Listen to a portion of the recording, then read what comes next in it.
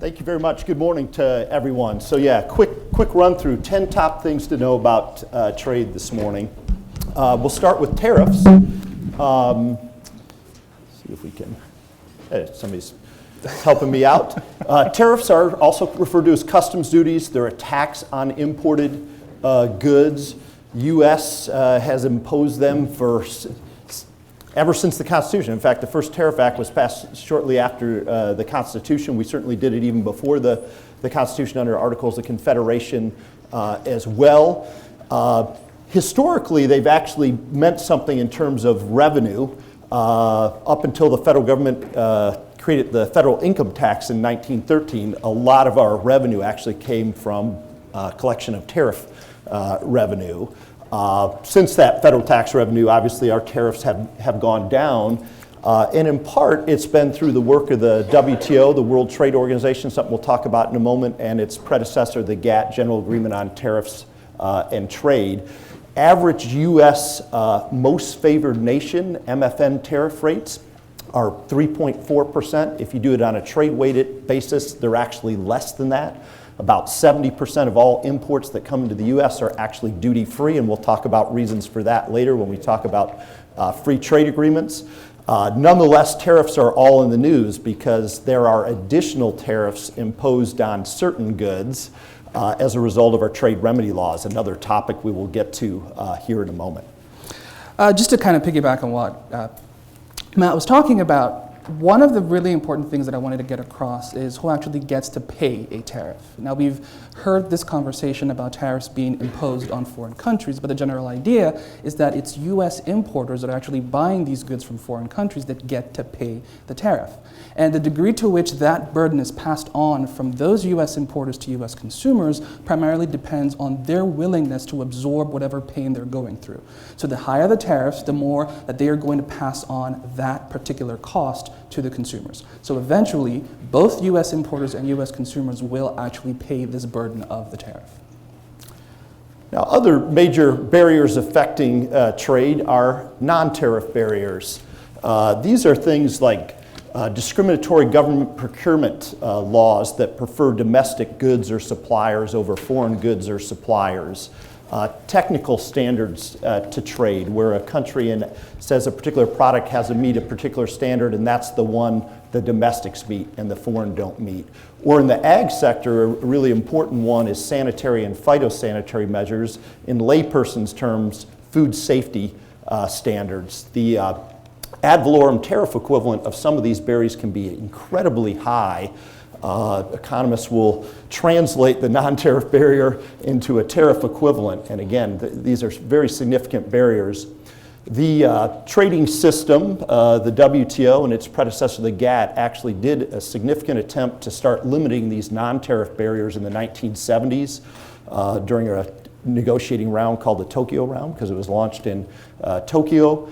And then subsequently in the Uruguay round. The important thing when we get to the World Trade Organization is that almost all agreements all countries had to join up to. So this SPS agreement, sanitary and phytosanitary agreement, that requires a scientific basis for food safety measures, and the technical barriers to trade agreement, all countries are now party to that, and the U.S. has effectively used some of those agreements to crack open some of these foreign barriers. Of course, we also have faced cases.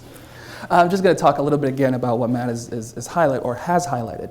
This notion that non-tariff barriers aren't as important as tariff barriers. They really are, because certain studies that have been carried out in South America and some of them in Europe, where they've started to collect data on delay times at ports for ships that are coming in, whether trying to inspect and make sure that these things meet certain standards, they actually are equivalent to some of the tariffs that are put in place.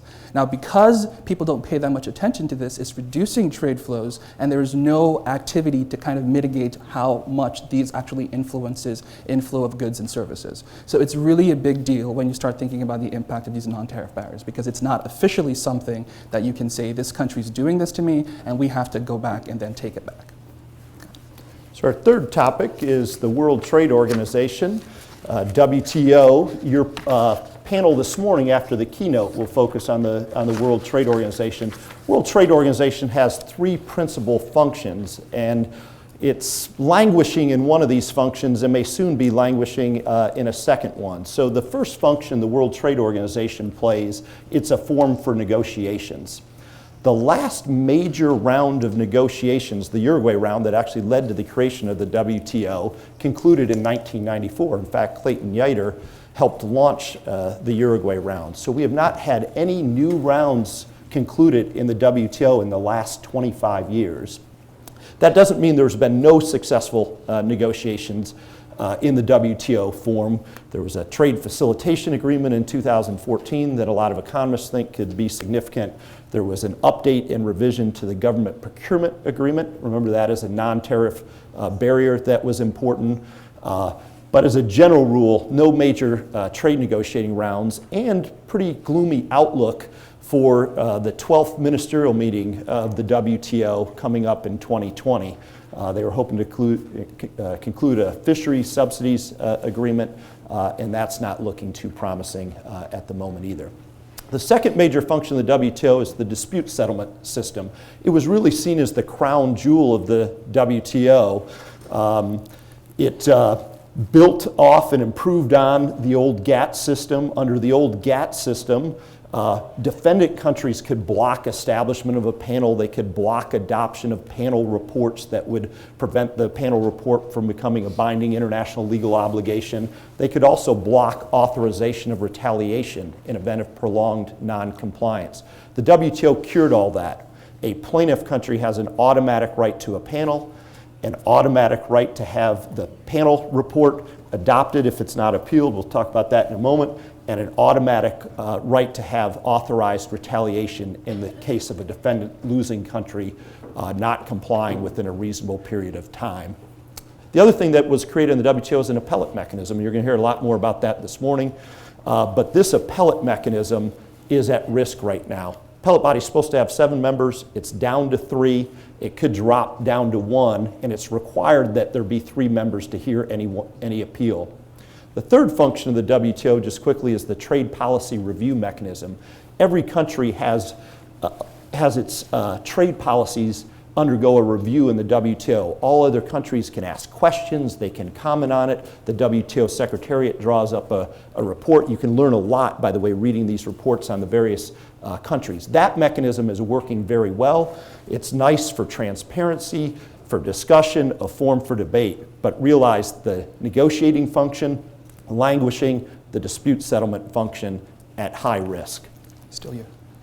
And still me. Number 4, free trade agreements. The GATT, the WTO, the agreements under the WTO allow for free trade agreements. This is where you give preferential access to your market, to your free trade agreement partner. Duty-free treatment. We mentioned a lot of imports come into the United States duty-free, and that's primarily because we have 20 free trade agreement partners, including several of our largest trading partners.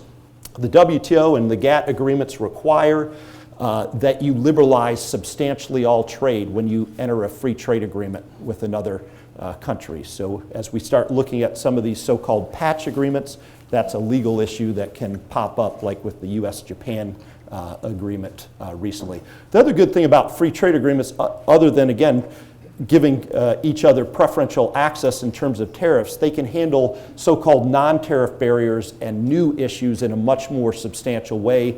Digital trade, they can go beyond what's done in the WTO on intellectual property, on sanitary and phytosanitary measures and cooperation, et cetera. So that's an important benefit of free trade agreements. I should just say the U.S. has no new free trade agreement partners since 2012. In the last 7-8 years, a lot of our major trading partners have entered substantial agreements.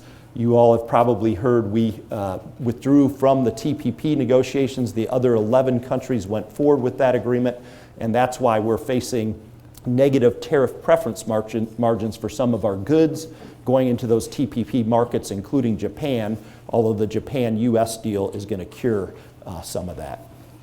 All All right, so just to give you a little bit of insight as to why free trade agreements are important, we're going to talk about entry into free markets. So that's our next topic that we're going to be discussing.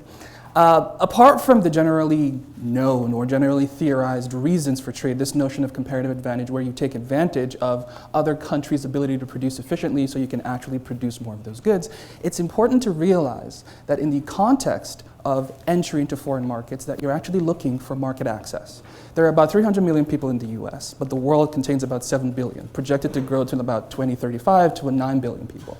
That's a significant amount of market access that exists outside of the United States of America itself. Now, for a country like the US that produces a lot with its degree of efficiency and the technology that it has at its disposal, it's not feasible that it can produce and consume all of the good that it needs to continue to maintain the growth that it currently sees. So it needs to seek out these partners to continue to gain market access and actually sell these goods abroad. Okay, so that's one of the big things that actually drives this international trade and this push towards going into foreign countries.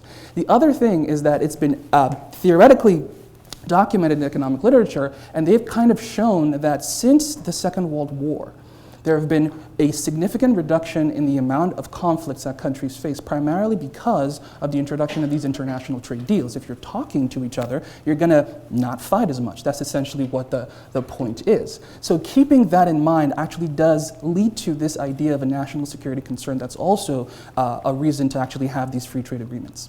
And the last reason why it's important is this notion of risk diversification.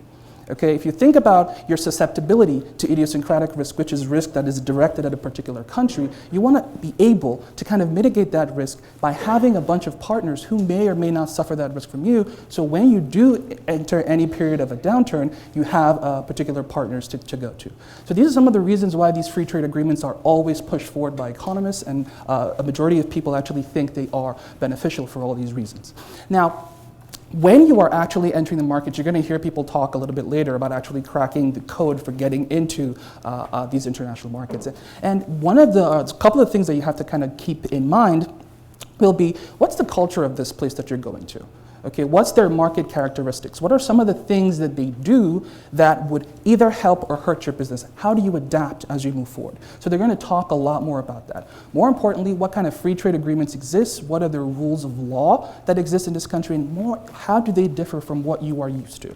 Are you supposed to adhere to certain other types of rules? Are you supposed to go ahead and do what you're doing? All of those things kind of come into play. And last and most important, what kind of trade remedy situations exist in case you find yourself at odd ends and you need to figure out what you need to do? And Matt's going to talk a little bit about trade remedies right now.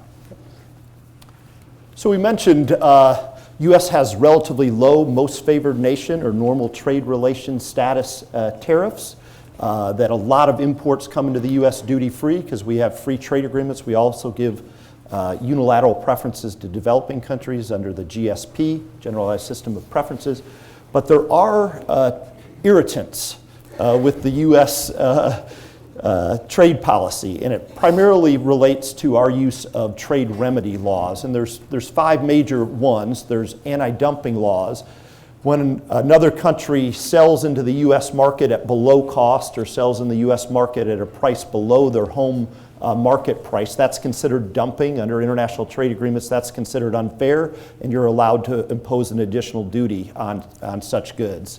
CVDs, countervailing duties, respond to subsidized imports. Again, if the imported good is benefiting from subsidies and they're able to undercut or undersell the price of U.S. goods, then an additional duty is going to be allowed to be imposed as long as some injury is proven to U.S. industry. Those the U.S. is a heavy user of, probably still the heaviest user. The EU, obviously a heavy user of them. And even some developing countries have learned these can be useful tools of trade policy.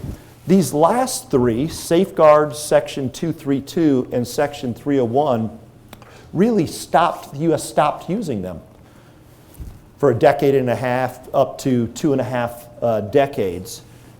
Safeguards actions, those respond actually to fairly traded imports, or at least you don't have to prove anything unfair is going on. It's just imports are coming in such increased quantities into the U.S. so as to cause serious injury to a U.S. domestic industry. We imposed safeguards actions on washing machines and solar panels recently. Those were the first safeguards actions since 2001. So that was done in 2017. There was a 16-year period where we hadn't done any at all. The ones that are the greatest trade irritants and that the panel after lunch today is going to focus on is Section 232, so allowing national security related tariffs. If imports are threatening to impair U.S. national security, the president is allowed to impose tariffs on foreign products, and he did so against steel, 25% tariffs on steel, and aluminum, 10% tariffs on aluminum. There is an exception in the GATT Article 21, that allows you to take actions that would otherwise be inconsistent with the agreement if you consider them essential for your national security. And there's a lot of details to that. But we are arguing that those are consistent with that GATT Article 21 and therefore not a violation. Section 301 is probably even the greatest irritant so far of all. 232 hadn't been used in 25 years. Section 301 hadn't been used in about 15 years, up until our investigation of Chinese practices related to forced technology transfer. Force a company to do a joint venture to enter the market and then force them to transfer technology. And then also state-supported or state-sponsored cyber intrusions into U.S. company networks and the subsequent stealing of U.S. trade secrets and other intellectual property through that method. There's large-scale agreement that those activities are going on. That's considered an unreasonable, discriminatory, or unjustifiable trade practice, and that's the standard under 301 that allowed the president to impose additional duties on Chinese goods.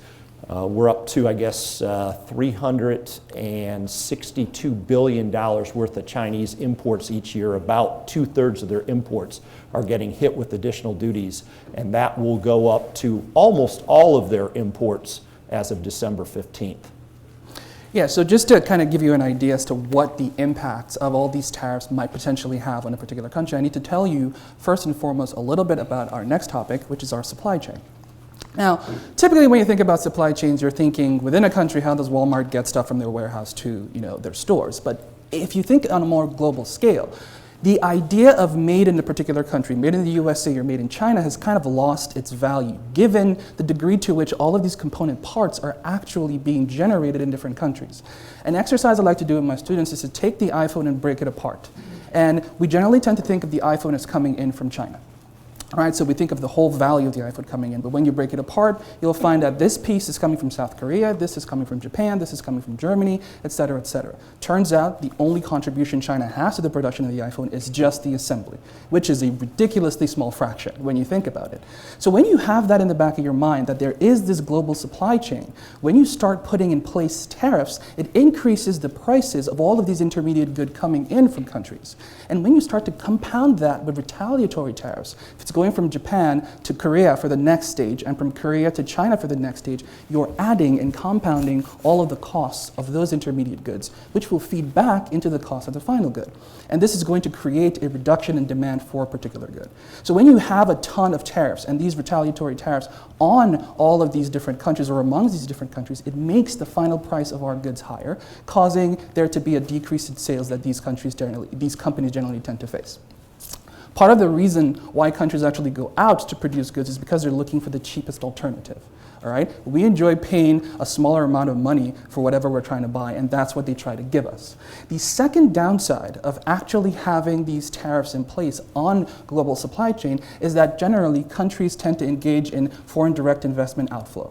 Essentially, they pick up from the United States and go create a factory somewhere else where they're not subject to that tariff.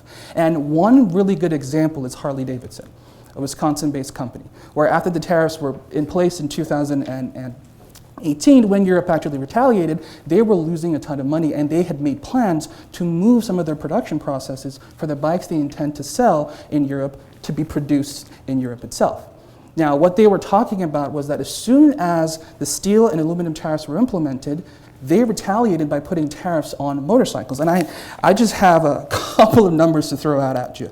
It was 6% tariffs on motorcycles when it first started. It jumped up to 31% in June, and they're projecting it's going to rise to about 56% in 2021. So it's not going anywhere, and they are still suffering the effects of this.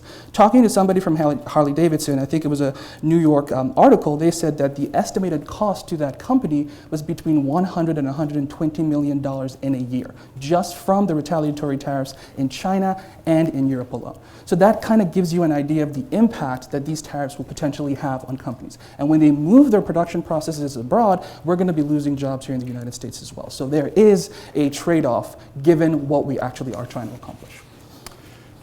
Uche just went over the supply chain impacts of these trade remedy actions. Another issue that's been raised more on the legal side, it's issue 8, separation of powers, Congress versus the president, and who controls regulation of international trade and trade policy in the United States. Congress, under the Constitution, has the power to regulate foreign commerce, but over the years, Congress has delegated a huge amount of authority to the president to control U.S. trade policy. And again, some of these statutes were so little used, it didn't cause any concerns at all. Section 232, as I mentioned, up until recently wasn't used since 1992 to impose tariffs. Section 301 really, after the creation of the World Trade Organization, stopped being utilized. Unilateral tariffs being imposed by the U.S. when we determine there's an unjustifiable or unreasonable foreign trade policy that's impacting U.S. exports. But Congress is really doing a rethink of this right now, and the problem is, and we'll get into a little bit of the details, once you delegate power to the president, if you don't put in a sunset provision, to take back that delegation requires 2/3 of both the House of Representatives and the Senate to support it, and here's why. You pass a bill that strips away the president's delegated authority, the president vetoes the bill, and now you have to override the veto. So it's easy to delegate. It's much harder to take back those delegations. Nonetheless, there are efforts on Congress to limit the president's authority under Section 232. One idea is to give the Secretary of the Defense, rather than the Secretary of Commerce, the ability to do the 232 investigation. Another proposal is to have Congress have to approve any proposed tariff action by the president, or at least be able to disapprove it. But of course, those approval and disapproval motions, you have to get 2/3 support in both House and Senate for. But there is a rethink going on. But the point is, the president has a lot of powers when it comes to trade policy, despite the fact under the Constitution it's the Congress that has the power to regulate foreign trade. So I'm going to, again, piggyback on that and go to our 9th topic that talks about trade deficits. A majority of the reasons why some of these tariffs were put in place was because of the trade deficit that was somehow represented as a loss to the U.S. economy. So again, I'm going to try to restrain myself, but I have some issues with characterizing trade deficit as a loss. So I'm going to just talk a little bit about why that's not the case in as calm a way as I possibly can. So the general idea of a trade deficit is a difference between exports and imports. It's the value. You can think about that in terms of a bilateral calculation or a multilateral calculation. If you have a bilateral, you're basically saying, how well is this country doing? Basically, what are they exporting to me and what am I exporting to them? If there is some negative, then you have some of the grounds to say, okay, look, I'm not doing as well as I should compared to this country. Maybe potentially I'm being too reliant on this country and I should put back a little bit. If it's a multilateral trade deficit that you're getting, I would expect that to be the case because you're comparing your country to 200 other countries. You can't be supplying a majority of the goods to 200 other countries in such a way that they are supplying less to you. So typically if it's a multilateral concern, I'm not too bothered with that, but if it's bilateral, then maybe there is something to say. But the reason I wanted to bring up this conversation about trade deficit and debt is to kind of separate those two things because sometimes it can be conflated.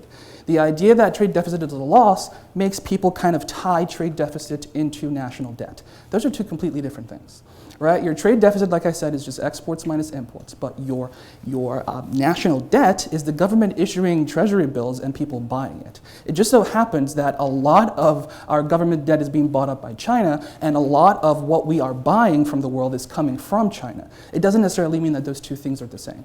Now, if you're a developing country, which the United States is far from, there there is a risk that you are basically financing your trade deficit by borrowing money. So you borrow money, you put it into your economy, and then people start buying goods from abroad, and that's what gets you.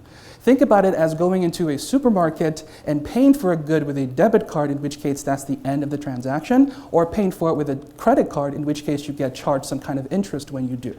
Okay? So if you are actually financing your trade deficit with debt, then there's a problem. Okay? But all of this doesn't negate the fact that there could be some alarming things when you observe a continuously negative trade deficit. Again, I still don't think this applies to the United States, but I'll give you a hypothetical situation. The idea being that if you are experiencing a trade deficit, that could potentially mean that there are potential production avenues that you are losing to foreign countries. Again, the reason why I'm saying I don't think it applies to the US is because the US has maintained its status as a superpower. It's still increasing production. GDP is growing. There has not been any kind of dip that suggests that sort of mobility. Again, this could be my own personal opinion, but the data kind of backs it up. What I'm trying to get at is this notion that if there is something detrimental in the context of trade deficits, all right, we would have seen it already. But that could be a genuine concern.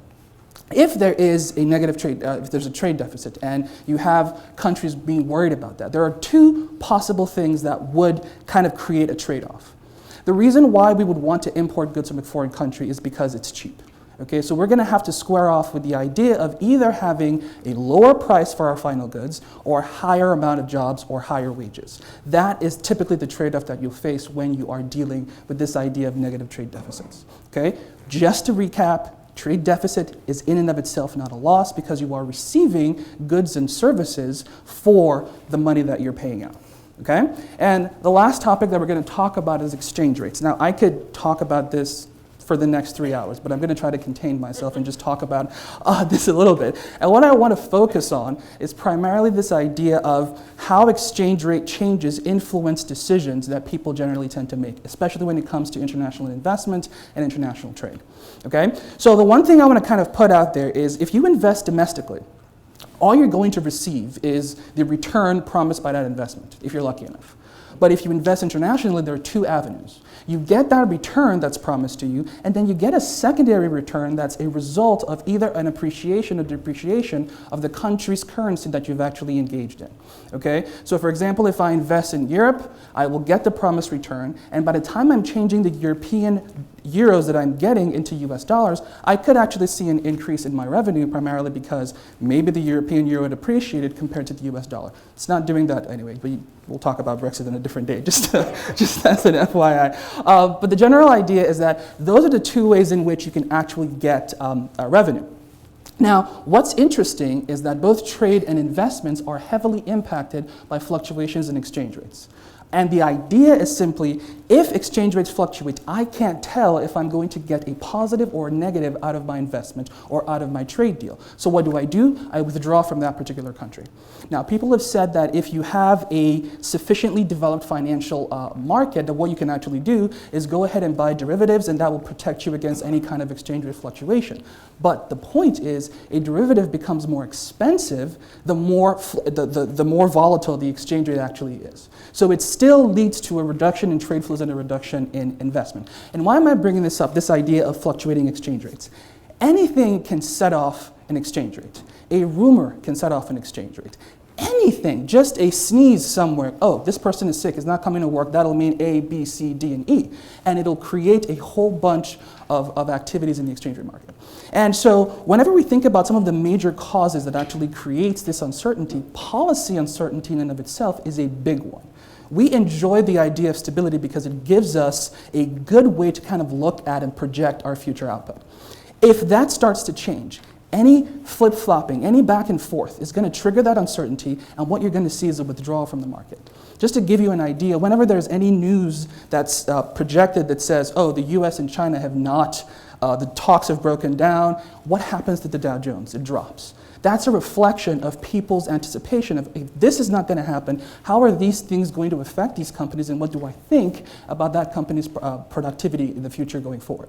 Okay? Other things could potentially affect exchange rates, but a majority of them have to do with this idea of uncertainty. Right, and I think we're done. Thank Thank you. Both. We have time for a few questions if anyone has any for Professor Schaefer or Dr. Jarrett.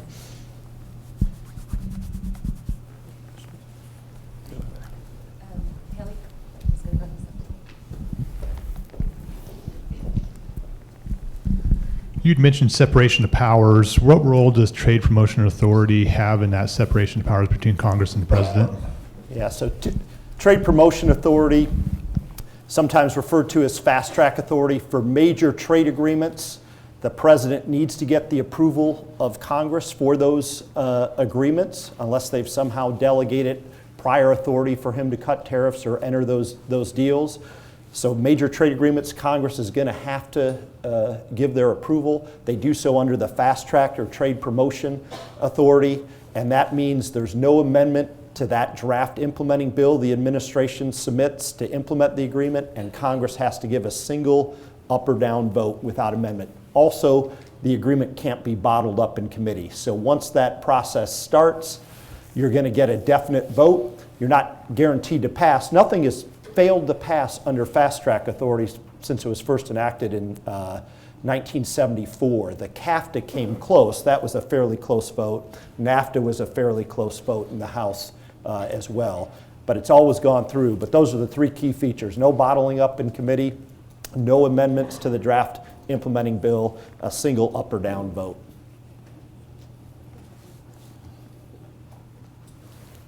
Thank you. Can you explain the relationship between exchange rates and the deficit? It seems to me that in theory, Sure. one could be a cure for the other.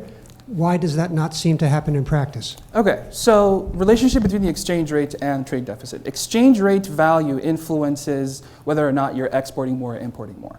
So if my currency depreciates, which generally we will tend to think that's a bad thing, it increases the amount of exports that I'm actually sending to other countries, because now my goods are cheaper for other countries to buy from me. But the idea behind that is, when we think about the value of trade deficit or the value of exports, it's not just quantity. Remember that there's also a price effect. So typically what you're alluding to is the idea that even though people are buying more from me in terms of revenue, it's not quite clear whether the revenue itself is going up just because I'm selling more, because that's associated with a decrease in price. Okay? So that exchange rate fluctuation could potentially create a situation where people are buying more from you, but they're paying much less in terms of prices. So there is a downward motion in price, but there is an upward increase in quantity. We'd have to look at different situations to see whether or not that's going to influence trade deficit. And then if that answers your question.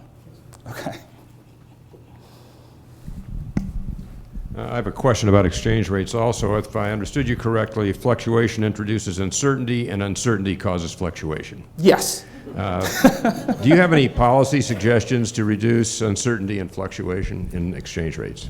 That's a tough one. Let me be honest, if I actually knew that, I would be really, really rich. Right? Just put it that way. But I guess that's the reason why we still have jobs. We're still trying to think through all of these different things. The best solution we have right now is just everybody leave things alone. If we let the market kind of deal with itself, you'll get to a point where it's efficient, and that doesn't necessarily work, right? But every single time you try to do something to the exchange rates to kind of either stabilize it, then you start getting into this conversation about whether or not you're engaged in currency manipulation. So in developing countries, what you'll see is that they fix their exchange rates to a particular country that's doing really well. That's not considered currency manipulation because they need to do that if they're engaged in a fix. So that's one of the ways that certain developing countries have actually kept their exchange rates consistent. Now, countries like the US that are developed, the US and UK before the whole Brexit situation, they were generally consistent, even when they didn't try to do anything to their exchange rates, which is kind of the argument for the free markets. It works for the developed countries, not so much for the developing. So right now, the best bet is for the developed countries, leave things as is. You have minimal fluctuations, which is not necessarily a bad thing because you have that reputation of stability. And if you're a developed country and you're experiencing large volatile shocks, then you engage in exchange rate fixing to kind of make sure that your exchange rates remain stable across the board. So that's sort of where we are right now.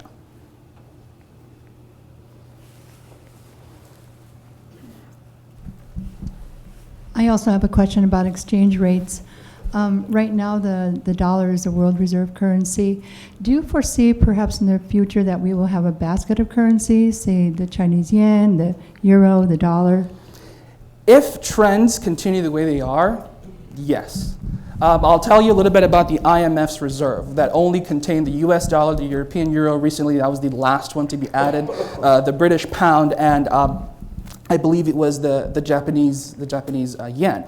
So China's yuan just got added to that, suggesting a sense of stability that's not been seen in other countries in the past. So if this continues to happen, again, when I talk about exchange rate fluctuation, we haven't really seen fluctuation that's going to turn people off of the United States currency as of yet. Again, this goes back to the Bretton Woods and the fact that there was a gold standard where everybody pretty much had to have US dollars at that point. So we're still riding off the effects of those. But as things start to progress, if the fluctuation continues to happen and the US is no longer as safe as it once was, then there could be a shift into other currencies. Yes, that would be my guess. But again, it's predicated on things continuing to go downhill, which I'm hoping does not happen. So our last question here.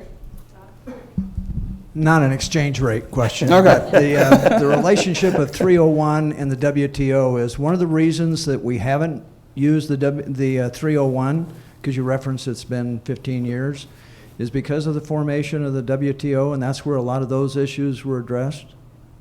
Yeah,